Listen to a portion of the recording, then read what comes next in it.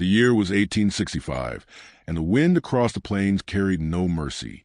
It howled like a chorus of wolves, rattling the boards of the half-collapsed cabin where Clara Whitmore crouched beside the dying embers of fire.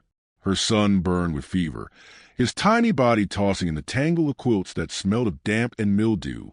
Her daughter sat cross-legged nearby, lips moving in a whisper of prayer, her small voice almost drowned by the storm's shriek. Clara pressed her palm against the boy's brow. He was far too hot, and his breaths came shallow, each one a ragged sound that tore at her heart. She had no medicine, no broth to soothe him, not even enough clean water to wipe his face. The last of their food had been eaten yesterday morning. A crust of bread they split 3 ways, hardly enough to satisfy even one stomach. Hunger had gnawed at them before, but now it was joined by sickness, and Clara feared she was about to lose what little she had left in the world.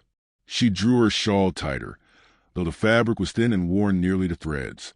The frontier was never gentle, but in the past weeks it had turned savage, spitting her and her children out into a land of mud, smoke, and hunger. Her husband was gone, dead or vanished. She no longer cared to wonder which. He had left them with a dream of land that turned to dust in her hands, leaving only debts, dangers, and despair. The wind battered the door again, and she glanced at it with dread. The latch held, but the cabin was old, its boards warped. Every shadow outside felt like a threat waiting to push inside. Starving wolves, desperate drifters, or worse, the kind of men who roamed these trails with no conscience. Clara's hand drifted to the pistol on the mantel. Her father's pistol, heavy and rusted, its grip worn smooth by another life. She had never fired at anything but tin cans, years ago when her world was softer. But now it stood as her only line between survival and ruin. Emily, her daughter, finished her whispered prayer and looked up at her mother.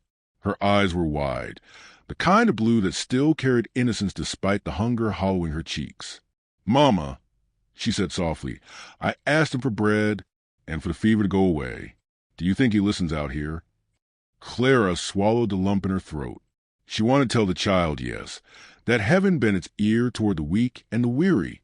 But she had prayed too, on her knees, with clenched fists, whispering words until her throat ached.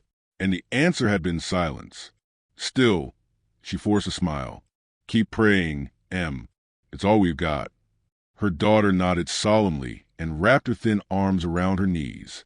The boy stirred, groaning, and Clara brushed back his damp hair, whispering a lullaby she barely remembered. She sang it more for herself than for him, a tune from better days when the world still seemed kind. Hours dragged as the storm raged. The fire died down to orange eyes peering from the ashes. Clara fed at the last scrap of kindling, knowing there would be no more warmth when that was gone. Her stomach cramped with hunger, and her eyes felt gritty from sleepless nights. She thought her family back east, safe fed, alive, but too far away to matter now. A sound cut through the storm. Sharp, metallic, a gunshot. Clara froze, every nerve stretched taut. The sound hadn't come from far, perhaps no more than 100 yards from the cabin. She seized the pistol from the mantel, cocking it with trembling hands. Emily gasped and clutched her brother tighter. Another sound followed. Not thunder, not the groan of trees. A footstep, heavy, dragging, drawing closer. The door shuddered. Clara leveled the pistol, her breath quick and shallow. The door creaked open on its rusty hinge, and there in the frame stood a man. His coat was soaked, his face streaked with blood, his eyes burning with some fever of his own. A rifle dangled from his hand, and his other clutched aside where crimson soaked through the cloth. He staggered, staring at her with wild, desperate eyes. "Help me," he rasped. Clara's finger tensed on the trigger. Her children whimpered behind her, and she saw in his shape every nightmare she had feared. Outlaw, drifter, danger. Yet he swayed, his knees buckled, and before she could speak, he collapsed to the dirt floor with a groan that shook through the room. His rifle clattered out of reach, and he lay still, breath shallow, blood pooling beneath him. Silence fell, save for the storm. Clara didn't lower the pistol. She edged forward, heart pounding in her throat. The man was unconscious, or near to it. His beard was rough, his hair tangled, his boots worn through. His hands were calloused, his skin marked by scars. Not a farmer, not a preacher. A fighter, maybe a killer. Emily crept closer, eyes wide. Mama, he's hurt. Clara wanted to snap at her to stay back, to remind her that mercy out here could cost more than cruelty. Yet she saw her daughter's gaze linger on the man's wounds, not with fear, but with pity. She bit her lip hard enough to taste blood. Leaving him outside meant he'd die before dawn. Keeping him inside meant he might rise with violence in his heart.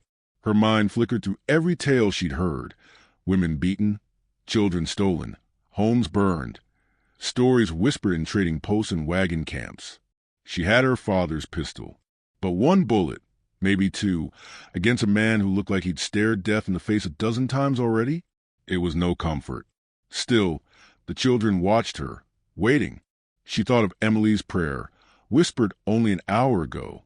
They had begged heaven for bread, for light, for help, and now here lay a man bleeding on their floor. Perhaps it was a curse. Perhaps it was the answer. Clara knelt slowly, pistol still in her hand, and studied his face. His lashes fluttered, a low groan spilling from his lips. She caught the sharp scent of blood, the iron tang filling the cabin. She whispered to herself, almost as if daring God to contradict her. We prayed for bread. Instead, you sent me a bleeding man with a gun. Emily's small hand touched her arm. Clara did not look at her daughter, for fear she would see too much hope there. She tightened her grip on the pistol and steadied her breath, wound upward in a thin, defeated ribbon, carrying the smell of damp wood and blood. Clara had not slept. Her pistol remained clutched in her hand through the long night, her eyes never leaving the man sprawled across her floor. The storm roared louder, rattling the windows. The stranger's chest rose and fell in ragged rhythm. Her son whimpered, his fever unbroken. The fire guttered, smoke curling upward like a question with no answer.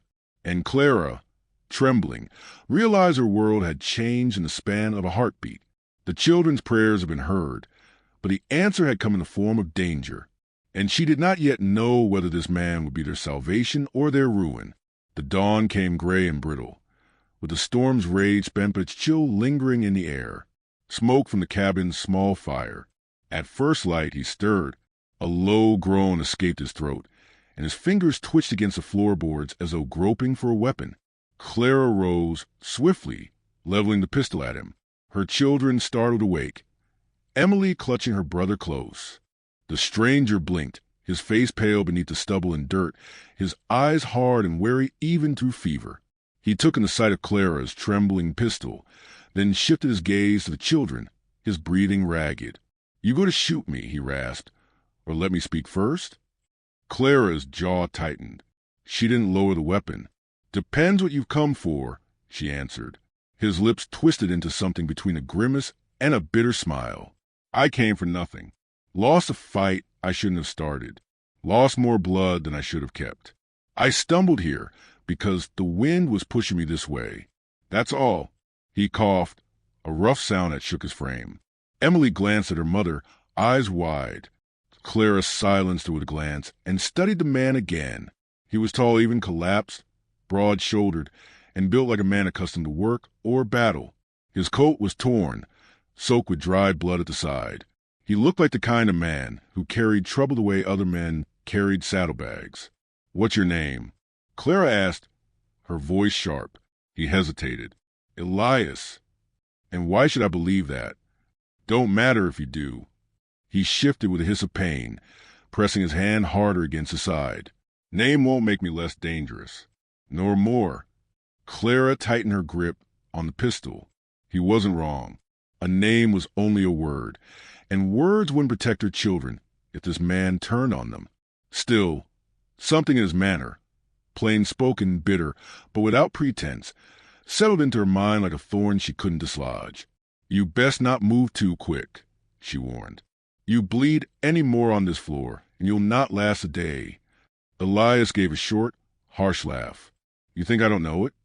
His eyes flicked a boy, still feverish and whimpering. Something softened there, though only faintly.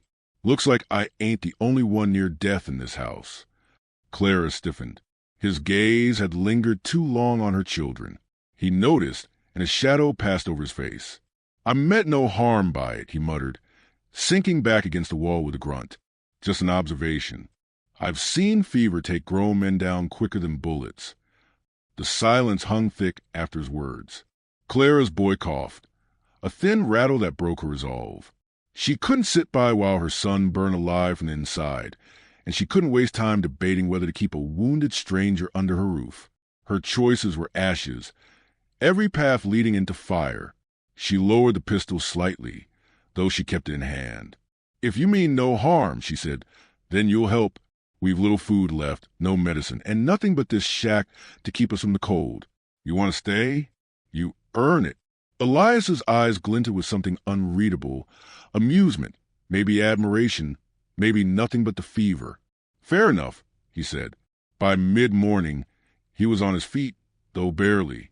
Clara gave him strips of cloth to bind his wound, and with grim efficiency, he wrapped himself tight, his hands steady despite the blood loss. When he rose from the floor, his full height filled the cabin, and Clara felt her hand tighten again on the pistol. Yet Elias said nothing more, only limped outside, leaving the door swinging in his wake.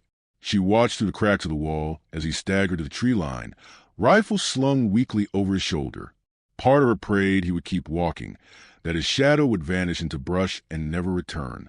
But an hour later, he came back with 2 rabbits caught in snares he must have set in the night before stumbling into her cabin. He tossed them onto the table without a word, then sat hard by the fire, his breath shallow. Clara cleaned the rabbits with practiced hands, though her gaze never left him. He watched her too, but not with hunger, at least not the kind she feared. His eyes held something else, a weariness etched too deep for a man his age. Emily, bold despite her mother's warnings, edged closer to him as he sat. She held a small cross she had made from twigs bound with thread, a child's keepsake. Here, she said, offering it to him, for protection. Elias blinked down at her, as though no one had handed him such a thing in years. Slowly, he took it, turning it in his scarred fingers. His mouth opened as if to speak, but nothing came. Instead, he tucked it carefully into his coat pocket. Clara watched the exchange in silence. She wanted to tell Emily to stay away, to remind her that wolves sometimes wore human faces. Yet she could not bring herself to break the moment. For all his roughness, Elias had accepted the gift with gentleness that unsettled her more than violence would have.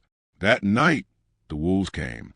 It began with a low growl in the dark, a sound that made the hair rise on Clara's neck.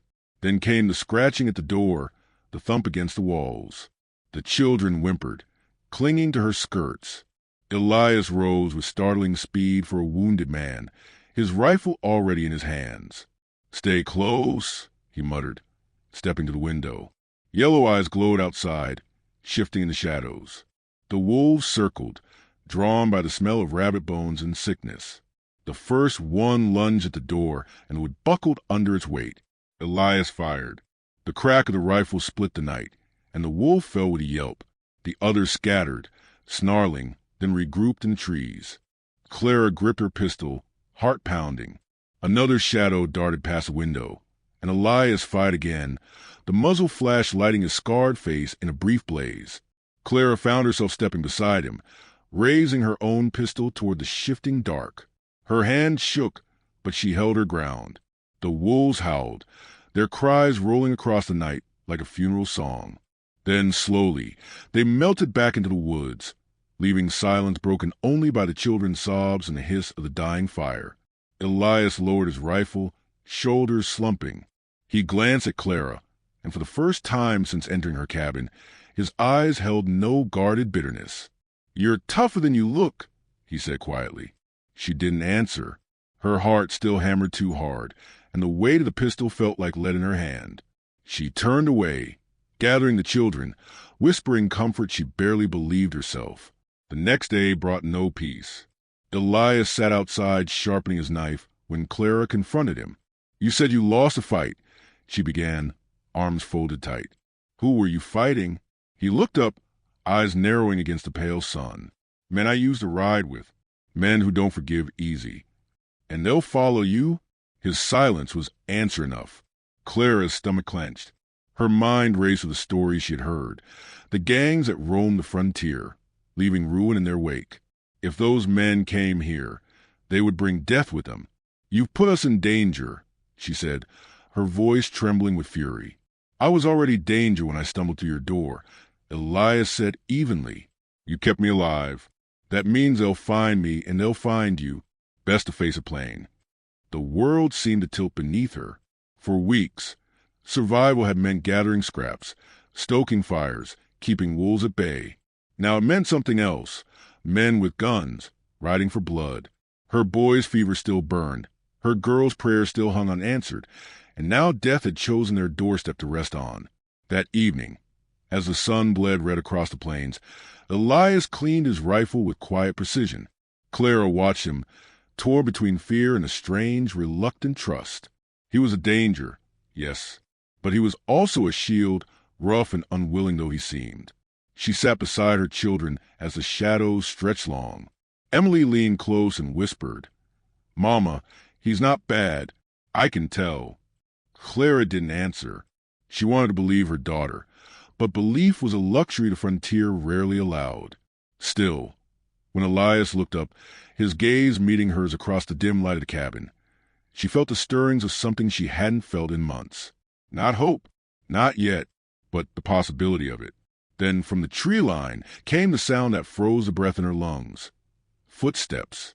Heavy, measured, more than one. Elias rose, loading his rifle with steady hands. He looked at Clara, his face grim. "They found me. Stay quiet." The children clutched their mother as the sound of boots drew closer, crunching against the frosted earth. Clara gripped her pistol, heart pounding in her ears. The shadows moved outside. Voices murmured low. A twig snapped. The danger had arrived, and with it, the storm she had dreaded since the moment Elias crossed her threshold. The first shot shattered the morning calm, a thunderclap that sent the children shrieking and Clara's heart thundering against her ribs. Elias had already dropped to one knee by the window, rifle steady, his movements sharp and practiced. Clara dragged Emily and her feverish brother to the floor, pushing them beneath the table. Dust sifted down from the rafters as another bullet struck the wall, splinters flying into the air. "They're testing us," Elias muttered, his voice low, calm despite the storm of violence outside. "Won't rush in yet. They'll circle, make us sweat." Clara's hand tightened on her pistol. Her body quaked, but she forced herself to move, sliding along the wall until she crouched beside him. Through a crack in the boards, she glimpsed shadows shifting among the trees. Man, 3, maybe 4, their hats low, their rifles gleaming in the cold light.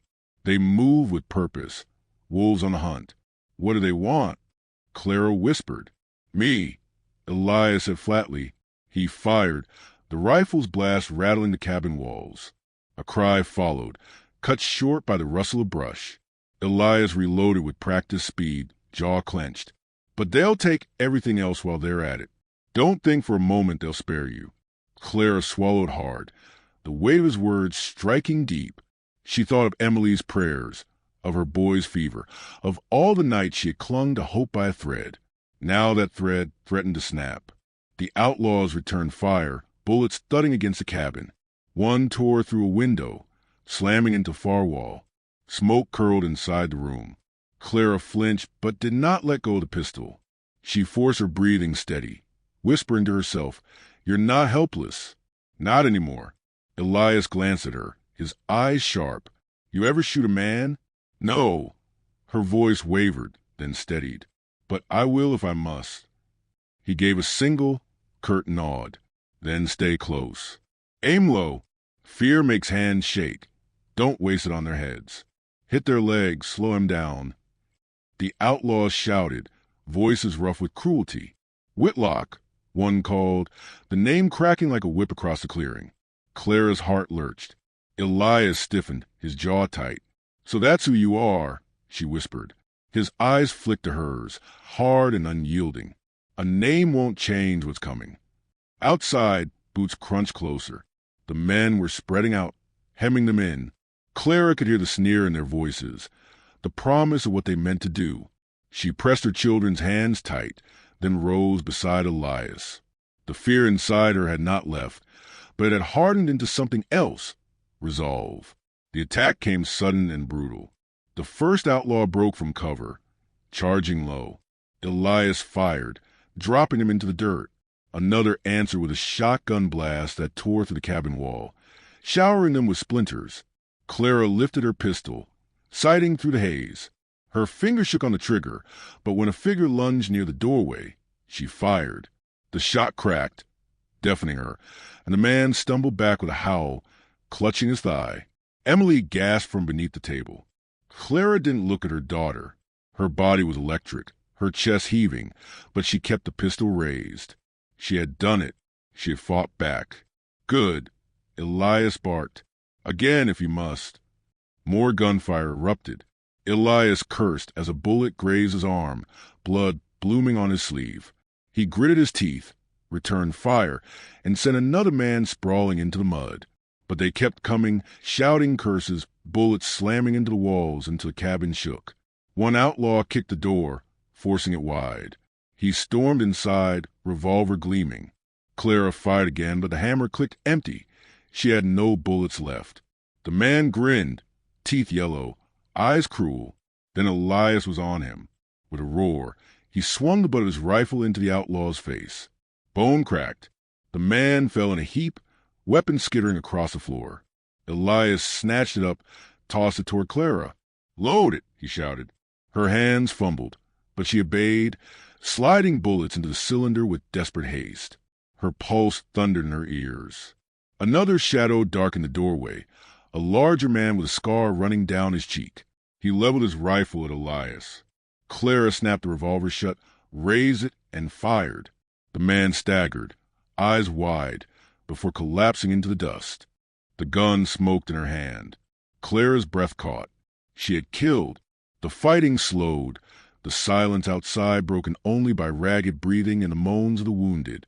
Elias peered through the crack in the wall, scanning the tree line. His face was grim, set like stone. "They'll come again," he said, "but their leader's still out there. He won't stop till he has my blood." Clara's throat tightened. "Why? What did you do to them?" Elias didn't look at her. "Rode with them. For years.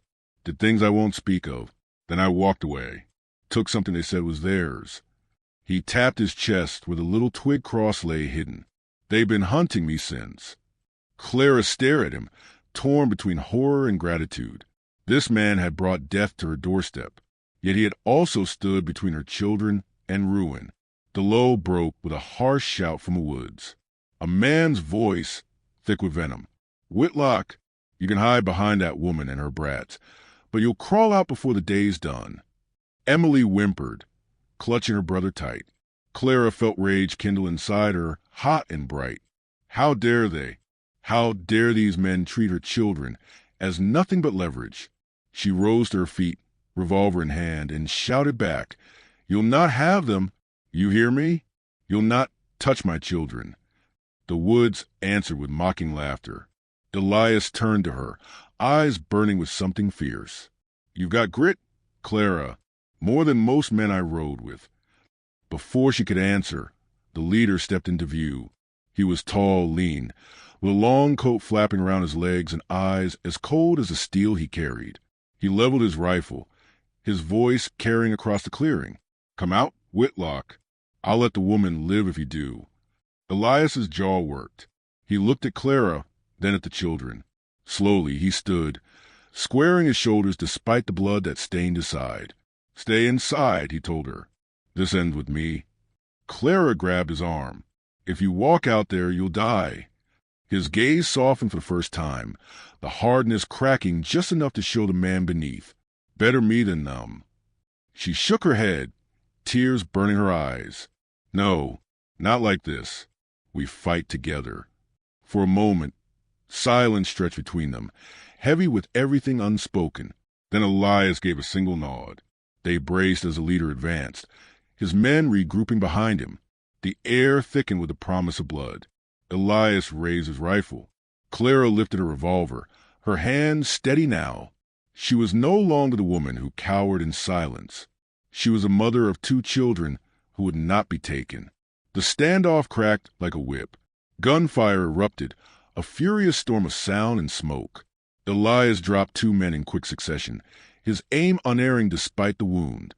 Clara fired at shadows, driving them back, her resolve iron. Bullets tore through the cabin, one grazing her shoulder, but she held her ground. Then the leader charged. His rifle boomed, striking Elias square in the chest. Clara screamed, but Elias did not fall. He staggered, blood soaking his shirt, and with a final burst of strength he fired. The leader's body jerked, the rifle falling from his grip. He collapsed into the dirt, gasping his last. The remaining outlaws fled, their courage broken. The clearing fell silent, but for the crackle of gun smoke and the ragged breaths of the living. Clara dropped to Elias's side. His eyes were half-lidded, his breath shallow, blood spreading fast. She pressed her hands to his wound, desperate, her tears falling onto his face. "Don't you leave us," she whispered fiercely. "Not now. Not after all this." Elias's hand found hers, weak but steady. He pressed a little twig cross into her palm. "You've got more strength than you know," he murmured. "Use it. For them."